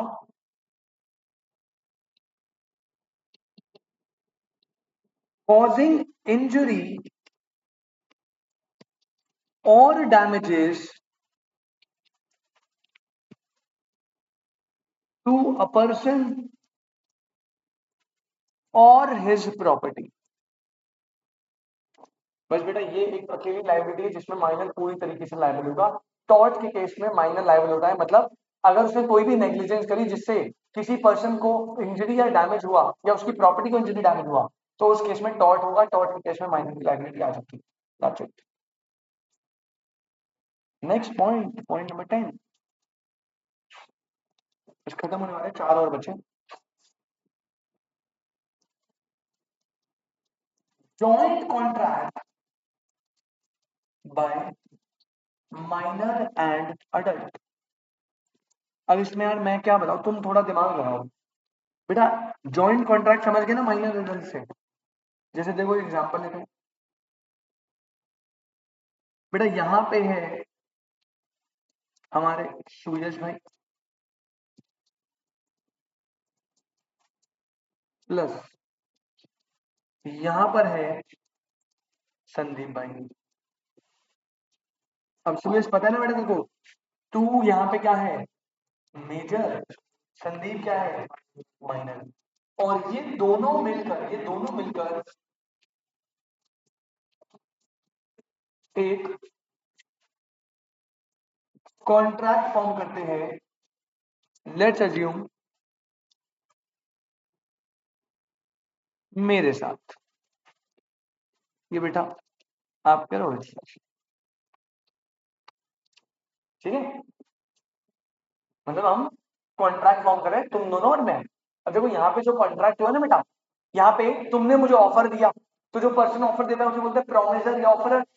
अब यहाँ पे है जॉइंट प्रोमिसर। कौन है? Joint promisor. जब एक से ज्यादा प्रोमिसर भी हो सकते हैं ना, तो जब जॉइंट प्रोमिसर हुआ, दो दो लोग हैं तो आप जॉइंट प्रोमिसर हो। यहाँ पे जॉइंट प्रोमिसर भी हो सकते हैं दो। अब हमारे केस में प्रोमिसर है दो, तो इन लोगों को, इन दोनों को हम पता है क्या बोलते हैं, जॉइंट प्रोमिसर। तो आप दोनों हो गए जॉइंट प्रोमिसर।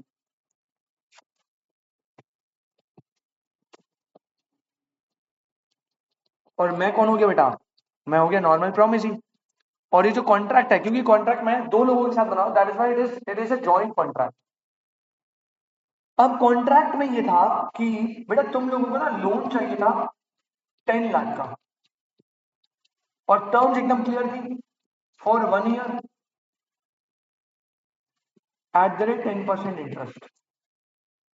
अब मुझे सूर्य से एक बात बता बेटा, अभी अभी 10 लाख लोन लिया 10% इंटरेस्ट के साथ, मतलब तुमने 11 लाख लौटाने, तो लाइबिलिटी कैसे डिवीजन होनी चाहिए आइडियली, अगर कोई डिसाइड नहीं है, अगर कोई डिसाइड नहीं है तो यहाँ पे 2 years की लाइबिलिटी होगी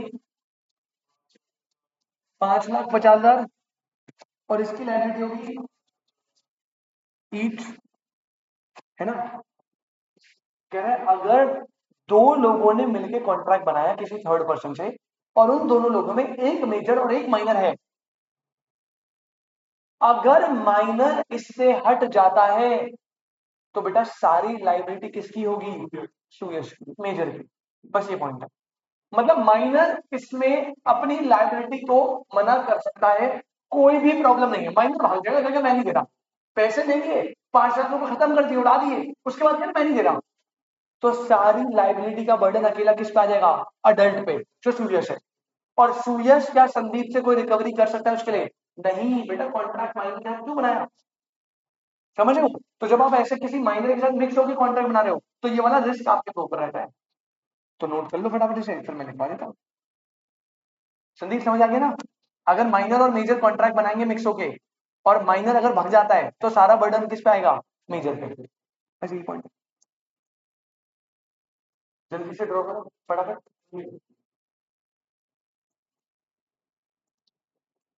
An agreement jointly made,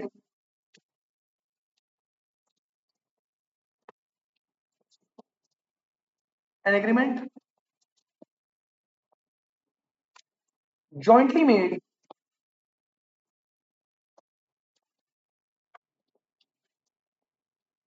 by the minor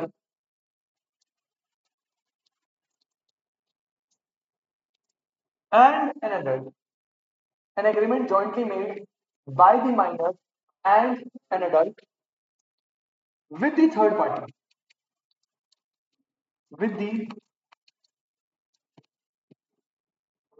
third party, full stop. In that case, comma,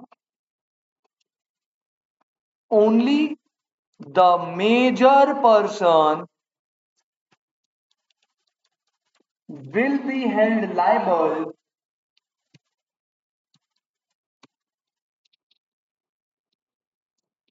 towards the third party, comma, in case of any loss. Sandeep बेटा कोई दिक्कत, सिर्फ जो मेजर पर्सन है वो लायबल होगा थर्ड पार्टी पे, माइनर की कोई लाइबिलिटी यहाँ पर नहीं है। तो मतलब अगर संदीप अगर अपनी इच्छा से दे दे अच्छी बात है, नहीं दी तो पूरा 11 लाख रुपए सुरेश को लौटाने पड़ेंगे भाई।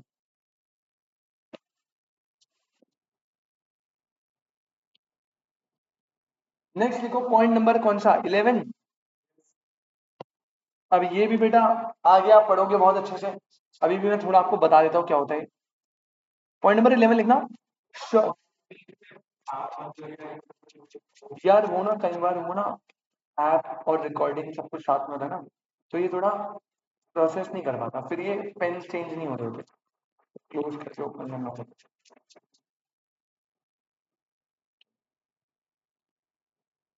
पॉइंट नंबर 11,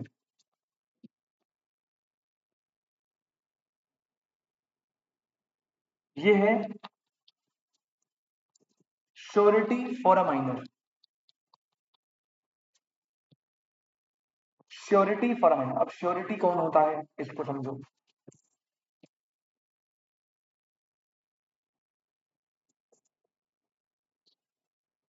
बेटा इसको समझने के लिए ना पहले आपको समझना पड़ेगा कॉन्ट्रैक्ट ऑफ गारंटी, ये भी आपके सिलेबस में है।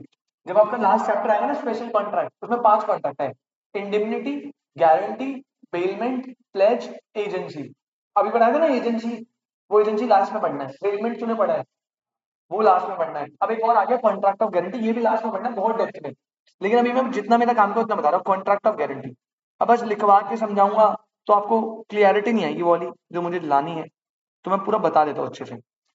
सुवेश, एक कॉन्ट्रैक्ट होता है बेटा जिसका नाम होता है कॉन्ट्रैक्ट ऑफ गारंटी। ये आपने बचपन से देखा हुआ है होते हुए, कोई दिक्कत नहीं, कुछ नया नहीं इसमें।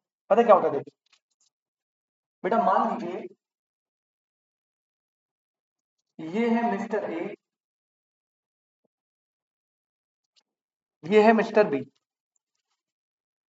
अब मिस्टर ए को बेटा आज बहुत ही अर्जेंट में फंड्स की रिक्वायरमेंट है, और इन्हें क्या चाहिए? लोन चाहिए। क्या चाहिए? लोन। इन्हें चाहिए लोन 1 CR का। लेकिन मिस्टर ए की मार्केट में गुडविल नहीं है बेटा, तो गुडविल के बिना लोन मिलेगा नहीं, क्रेडिटेबिलिटी नहीं है उनकी, है ना, क्रेडिट वर्दिनेस अच्छी नहीं है भाई, लोन दे करने की कैपेबिलिटी अच्छी, तो इन्हें बट लोन चाहिए 1 करोड़ का। तो ये बी के पास जाते हैं और ये बी को बोलते हैं कि भाई मुझे जो है एक लोन दे दे। बी बेटा एक मनी लेंडर है जिसका काम ही है लोन प्रोवाइड करना। तो ए जो है बी को बोलता है कि भाई मुझे लोन दे दे भाई, बहुत रिक्वायरमेंट है। तो ये लोन मांगता है 1 CR का, और वही टर्म्स रखेगा, 1 ईयर, रेट ऑफ इंटरेस्ट सब क्लियर एकदम। बी कहता है यार तेरी ना मार्केट में गुडविल नहीं है। अब क्योंकि तेरी मार्केट में गुडविल नहीं है, तो तेरे उसमें तो भाई मैं लोन दे नहीं सकता, इंटरेस्ट तो दूंगी और तू पैसे ना लौटा दे, तेरी गुडविल है नहीं, खराब है तेरी गुडविल। तो भैया सीन सुन, मैं तेरे को लोन तो दे दूंगा, लेकिन मुझे चाहिए गारंटी। क्या चाहिए? गारंटी। ये गारंटी। हाँ। अब कोलेटरल सिक्योरिटी में कई बार आप एसेट तो रख दो, इसके पास एसेट भी नहीं है, कुछ भी नहीं है ना, प्रॉपर्टी ना एसेट। अब प्रॉब्लम क्या है? तो बी ने कहा कोई दिक्कत नहीं है, मुझे तो गारंटी ऑफ पर्सन दे दे। Sir guarantee of person sir, A ने बी ने बोला देख तू ए है, तेरा ना बहुत अच्छा फ्रेंड है रतन टाटा जी। ए का एक बहुत अच्छा फ्रेंड है कौन? रतन टाटा जी। आपको पता है ना रतन टाटा जी की वैल्यू कितनी है? उनके नाम पे कंपनियां उड़ जाती है, सिर्फ नाम पे, कि उनके नाम से जुड़ जाए कंपनी, वैल्यूएशन ऊपर चली जाती है। तो एक फ्रेंड है जो है mister Ratan Tata ji.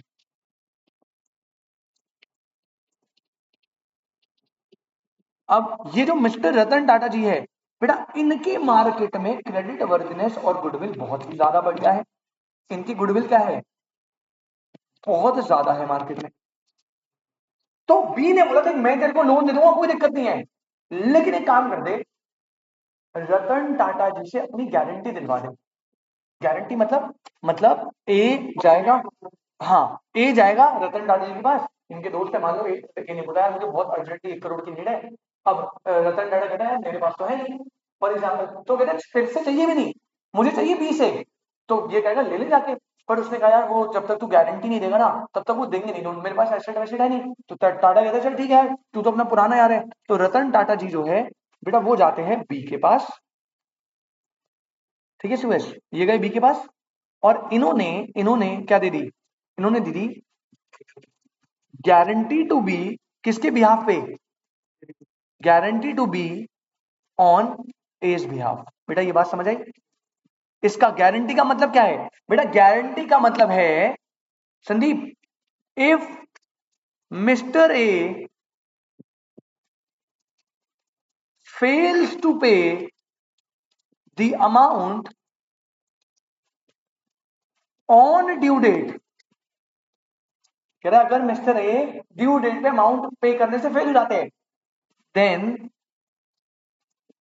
I am liable for it. बेटा ये होती है गारंटी, समझ आया? है ना? मतलब अगर ए ने कुछ भी गड़बड़ करी लोन या इंटरेस्ट पे, तो उसकी लाइबिलिटी किस पे आएगी? रतन टाटा। फिर बी के पास राइट है कि वो ए से नहीं, वो किससे रिकवर करेगा? इनसे रिकवर करेगा।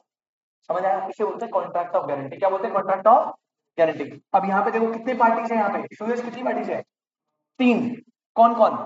ए, बी, रतन टाटा जी। अब जो ए होता है, सुनना, जो ए होता है, ए कौन है? ए होता है जो पैसे ले रहा है, जो पैसे, इसे आपने बचपन में पढ़ा था, ये होता है बेटा प्रिंसिपल डेटर। इसे क्या बोलते हैं? ठीक है, कॉन्ट्रैक्ट ऑफ गारंटी की पार्टीज बता रहा हूं आपको। प्रिंसिपल डेटर जो पैसे लेता है। तुम बताओ जो पैसे देता है वो कौन होता है? बचपन से पढ़ा तुमने। ये हो गया क्रेडिटर। जो पैसे ले रहा है वो प्रिंसिपल डेटर, जिसने दिए वो क्रेडिटर, और जिसने इस पूरे सिनारियो में गारंटी दी है उसे बोलते हैं गारंटर, या अच्छे टर्म में श्योरिटी। इसको क्या बोलते हैं बेटा? श्योरिटी। समझ आया? तो यहाँ पे बेसिकली हो क्या रहा है सुयश? यहाँ पे श्योरिटी गारंटी ले रहा है डेटर के बिहाफ पे कि if debtor fails to pay the amount I will pay to the creditor. हमेशा ना श्योरिटी गारंटी लेगा डेटर के बिहाफ पे टू पे दी क्रेडिटर। ये बात समझ आई? इस पूरे को बोलते हैं contract of guarantee. Last chapter में पढ़ाऊंगा, अच्छे से टेंशन मत लेना, एक एक चीज को एनालाइज करके। अब यहां पे मेरा काम कितना है वो सुनो, हमेशा याद रखना। माइनर जो है ना, माइनर, क्या माइनर कभी क्रेडिटर बनेगा? पैसे देने की बात आएगी, अबे माइनर कहेगा भग जाओ यहाँ से। पैसे लेने की बात करता हूं मैं, देने की बात नहीं करता। पहली चीज, हाँ लौटाता भी नहीं हूं। पहली चीज, कभी भी माइनर क्रेडिटर तो होगा नहीं, इसे तो हटा दो, ठीक है। दूसरी बात, माइनर क्या कभी श्योरिटी हो सकता है? अबे तो किस बात की श्योरिटी? वही ना, हाँ कैसे वाले? यार श्योरिटी होता है जो इसके बिहाफ पे गारंटी ले रहा है कि मैं पे कर दूंगा। अब मैं जो अपनी की गारंटी नहीं ले सकता, वो ज्यादा दूसरे की गारंटी का लेगा। तो याद है ना, श्योरिटी भी कभी माइनर नहीं हो सकता। तो कॉन्ट्रैक्ट ऑफ गारंटी में ना बस एक रोल है, बस एक रोल जो माइनर प्ले कर सकता है, वो कौन है? पैसे लेने वाली पार्टी। मतलब सिर्फ क्या हो सकता है वो? प्रिंसिपल डेटर हो सकता है। मतलब एक माइनर पैसे ले सकता है, लेकिन कब? मतलब ले सकता है ऑब्वियसली, और उसके ब्याह पे जो श्योरिटी होगा, कंडीशन क्या? श्योरिटी क्या होना चाहिए, माइनर या मेजर? मेजर होना चाहिए। मतलब संदीप सूर्य से पैसे ले सकता है अगर अगर मैंने संदीप की गारंटी दी। बात समझ आई? कोई दिक्कत? और अगर संदीप पैसे करने से, पे करने से फेल हो गया, तो सूयस किसके घर आएगा? मेरे घर आएगा, श्योरिटी के घर आएगा।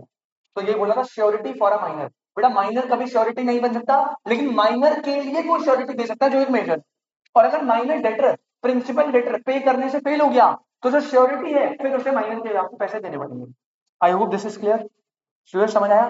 तो माइनर क्रेडिटर नहीं होगा, माइनर कभी श्योरिटी नहीं होगा। माइनर सिर्फ क्या बन सकता है? डेटर। क्या बन सकता है सिर्फ? डेटर, ठीक है। श्योरिटी हमेशा बेटा कंडीशन है।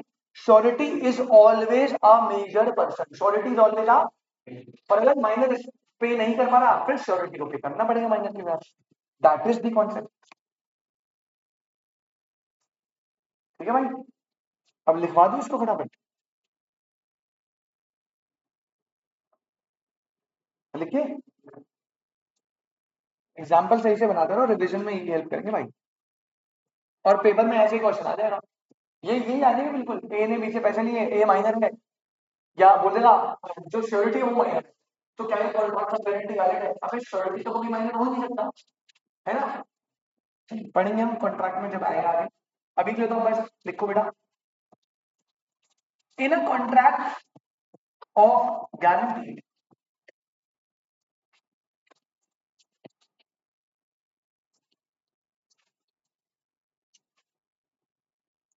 when an adult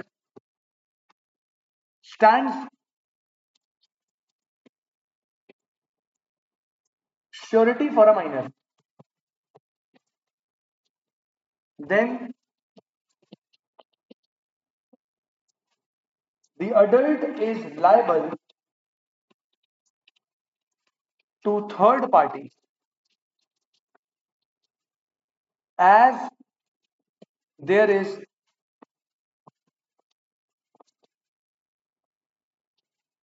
direct contract between the surety and third party। तो बेटा बहुत सिंपल सी बात बोली है, कॉन्ट्रैक्ट ऑफ गारंटी में अगर कोई अडल्ट मेजर श्योरिटी बना है, किसके लिए? माइनर के लिए, तो अडल्ट ही लायबल होगा, किसके लिए? थर्ड पार्टी के लिए, ठीक है। माइनर ने अगर पे नहीं करा, कर दिया तो बहुत अच्छी बात है, नहीं करा तो फिर अडल्ट लायबल होगा। That's it.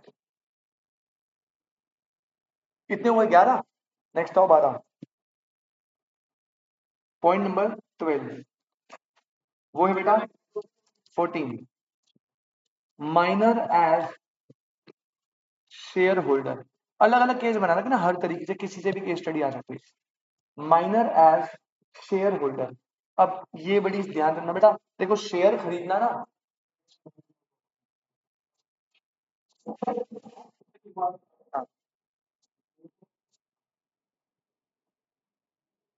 संदीप भाई लिखे माइनर, अगर शेयर होल्डर में लिखना अ minor can not be a shareholder of the company. पहला पॉइंट तो जनरल रूल तो ये है बेटा, शेयर खरीदना भी एक तरह का कॉन्ट्रैक्ट है। कॉन्ट्रैक्ट में माइनर कभी वैलिड एंटर तो हो नहीं सकता, तो माइनर शेयर भी नहीं खरीद सकता, सीधी बात। लेकिन अगर माइनर अपने गार्जियन के थ्रू तो कॉन्ट्रैक्ट में एंटर हो सकता है, हो जाता है ना। माइनर अगर गार्जियन के थ्रू एंटर हो सकता है तो बेटा माइनर गार्जियन के थ्रू शेयर भी खरीद सकता है। सिंपल। माइनर डायरेक्टली एंटर नहीं हो सकता था, तो पहले मैंने 6 पॉइंट लगाया कि माइनर जो है इनडायरेक्टली गार्जियन के थ्रू एंटर हो सकता है ना। लेकिन गार्जियन क्या के लिए माइनर रिस्पॉन्सिबल नहीं हुआ, माइनर के लिए गार्जियन नहीं हुआ। सेम शेयर होल्ड करना भी एक कॉन्ट्रैक्ट है। जब आप शेयर खरीदते हो ना तो कॉन्ट्रैक्ट हो रहा है, आप कंपनी को पैसे दे रहे हो, कंपनी आपको शेयर दे रही है, कंसिडरेशन सब कुछ है। तो क्योंकि माइनर कॉन्ट्रैक्ट में एंटर नहीं हो सकता, minor can not be a shareholder of a company, लेकिन वो शेयर होल्डर बन सकता है अगर गार्जियन उसके बिहाफ पे शेयर परचेज करे तो। और शेयर्स का सारा बेनिफिट किसको मिलेगा, माइनर को।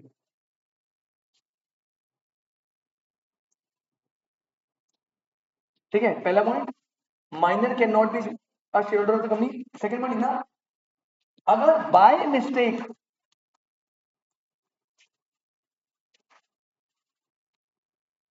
माइनर शेयर होल्डर बन गया, बाय मिस्टेक, कई बार गलती से हो जाता है, फिर पता क्या होता है, फिर होता है कंपनी रीसाइंड द कॉन्ट्रैक्ट या रीसाइंड द ट्रांजैक्शन। बेटा रीसाइंड याद है ना, कैंसिल करना, रिवोक करना। Rescind the transaction and remove his name as shareholder. ठीक है, तो भाई नहीं बन सकते आप, और गलती से बन गए तो आपका नाम रिमूव कर देंगे, रिसाइन कर देंगे। लेकिन हाँ एक तरीका है, but third point comma, minor can be a share holder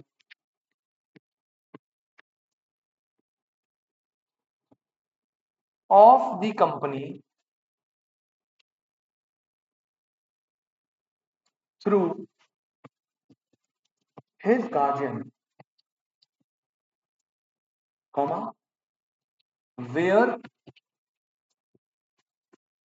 the guardian is acting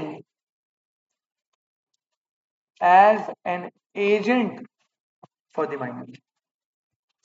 तो माइनर डायरेक्टली तो नहीं कर सकता, गार्जियन के थ्रू इनडायरेक्टली शेयर परचेज कर सकता है। Second last 13,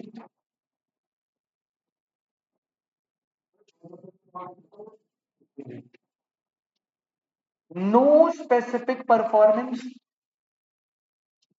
and no insolvency. बेटा दो पॉइंट है अपने आप में। पहला, नो स्पेसिफिक परफॉर्मेंस, जैसे आपको याद है ना, जब आप कॉन्ट्रैक्ट बनाते हो तो आपकी परफॉर्मेंस बनती है। जब इस कॉन्ट्रैक्ट में मेरी परफॉर्मेंस, तुम्हें लॉ पढ़ाना है, तुम्हारी परफॉर्मेंस फीस पे करना है। आप माइनर से कभी स्पेसिफिक परफॉर्मेंस डिमांड नहीं कर सकते।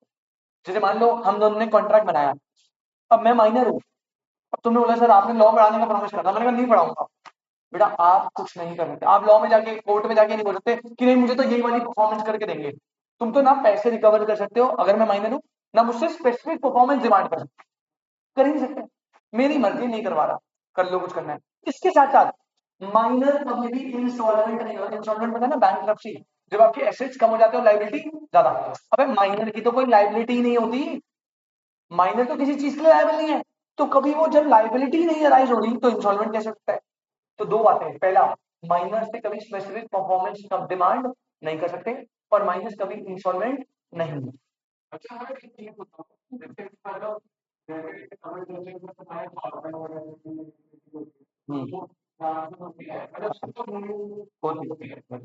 अगर डिपेंड नहीं है, नहीं, वही ना, जब जैसे आप माइनर हो तब तक के कोई लाइबिलिटी नहीं है, जैसे आप मेजर बने तो उस बच्चे को लाइबिलिटी ट्रांसफर होती है जिसको एसेट ट्रांसफर हो। हाँ, लाइबिलिटी ऐसा नहीं होगा तेरा बड़ा भाई एसेट ले रहा है, तुझे कह रहा है आपको 18 हो गया लाइबिलिटी, जिसको एसेट जाएंगे उसको लाइबिलिटी, उसमें भी कंडीशन है, लाइबिलिटी कभी एसेट को एक्सीड नहीं कर सकती। मतलब अगर किसी के फादर की डेथ हो रही है तो उसके फादर ने अगर 1 करोड़ की प्रॉपर्टी दी है तो डेट भी मैक्सिमम 1 करोड़ के लिए लायबल है वो। ऐसे नहीं कि 1 करोड़ की प्रॉपर्टी दी थी और डेट है 5 करोड़ का, वो लायबल सिर्फ 1 करोड़ के हो। No specific performance and no insolvency. इसमें ना, इसमें तो कुछ है नहीं, थोड़ा सा लिख लो बस, छोटा सा पॉइंट है।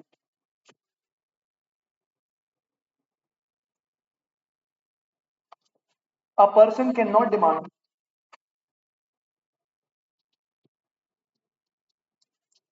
a person cannot demand any sort of specific performance. A person cannot demand any sort of specific performance from the minor. Minor इसके लिए कोई रिस्पॉन्सिबल नहीं है। दूसरा, माइनर कभी इंस्टॉलमेंट नहीं सकता, इसमें लिखो minor can enter into a contract for benefits only and he is not personally liable for any dues और डेट्स। बेटा माइनर तो बेनिफिट के लिए आता है ना, तो लाइबिलिटी तो आएगी नहीं, और लाइबिलिटी नहीं आएगी तो इंसॉल्वेंसी कहां से आ जाएगी?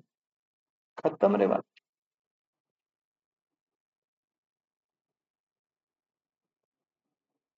पहले बताइए यहां तक कोई दिक्कत?